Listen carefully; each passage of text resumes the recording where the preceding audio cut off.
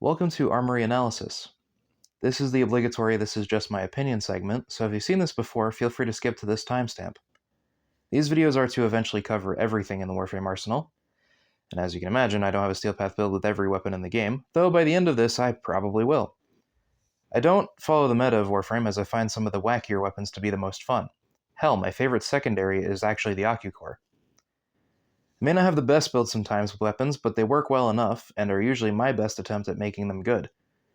Last thing of note, we will be talking about Rivens, however they will not be the deciding factor as to whether they're good or not, as they are not that easy to obtain.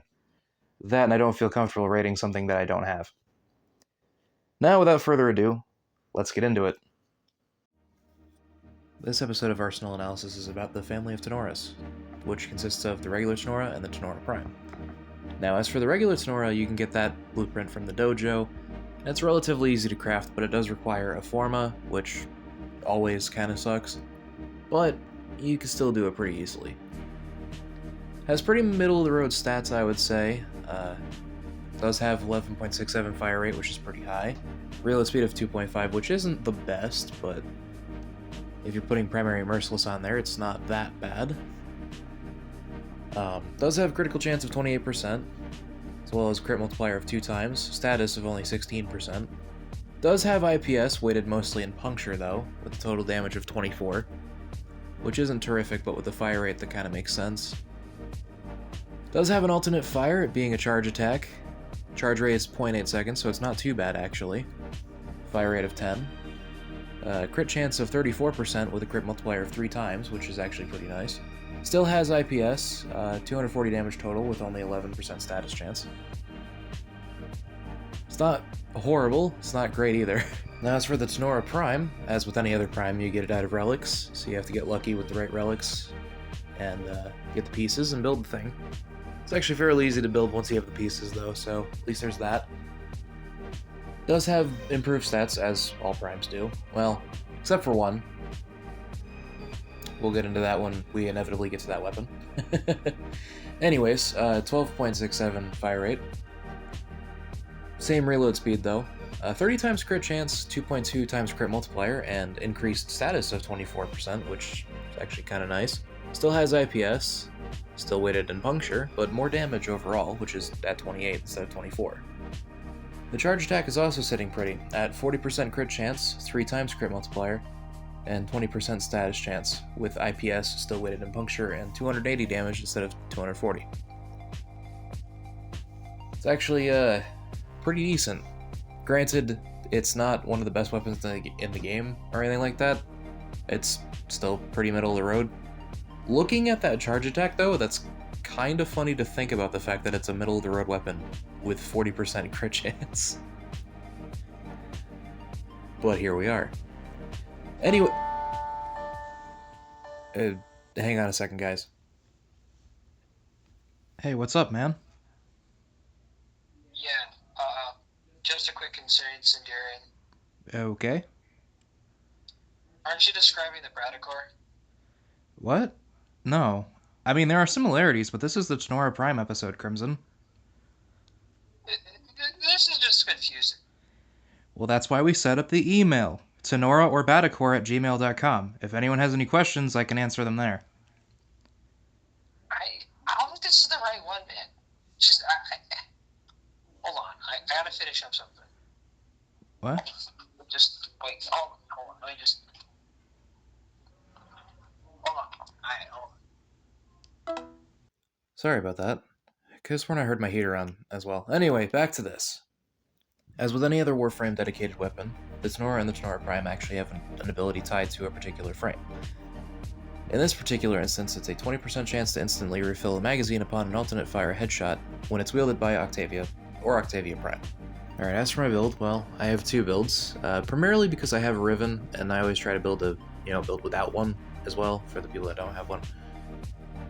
Now, as always, I definitely am not the best builder in this game, however, I can at least make something that works.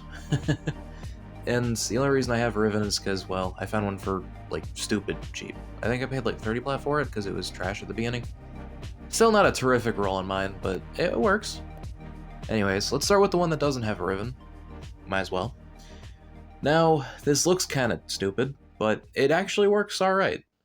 Thanks to the IPS and the 60% status chance, the Galvanized Aptitude is not the worst thing ever, mainly because of Galvanized Aptitude's second ability. Hunter Munitions is always a fucking joy on weapons that have an extremely high fire rate and really good crit chance.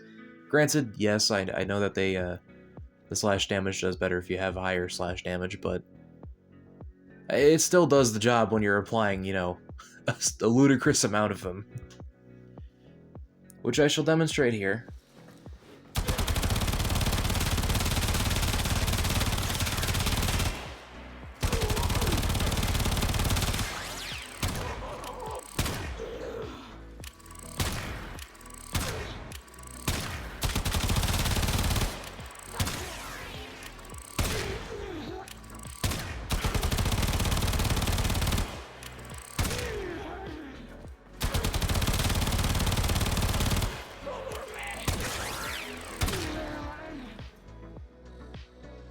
As for my build with the Riven, I did end up dropping Galvanized Aptitude, but in fairness it was for the favor of putting the Riven mod on, which in this case adds critical chance and slash damage if you're curious.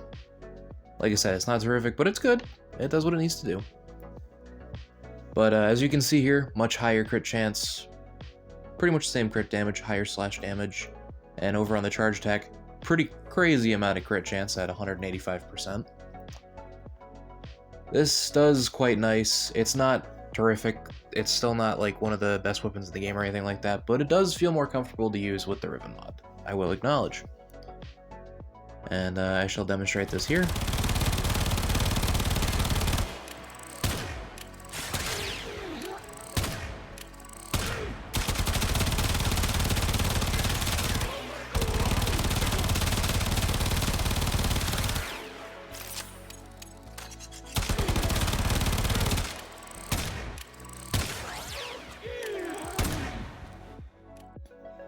As you can see, it does what it needs to do, but it's not anything crazy. It feels very middle of the road.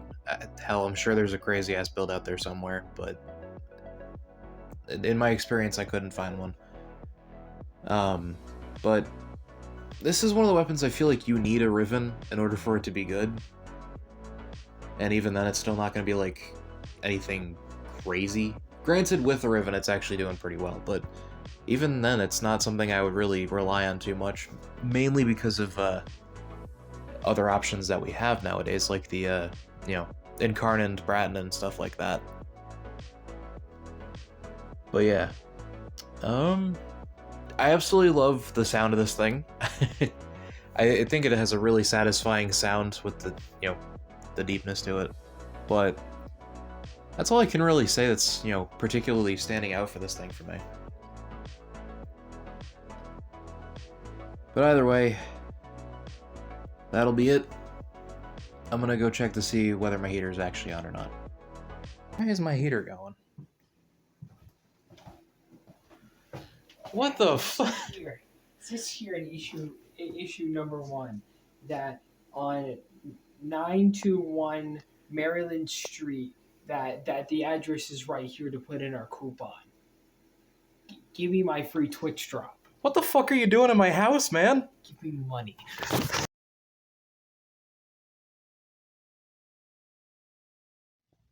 Alright, jokes aside, thank you all for watching.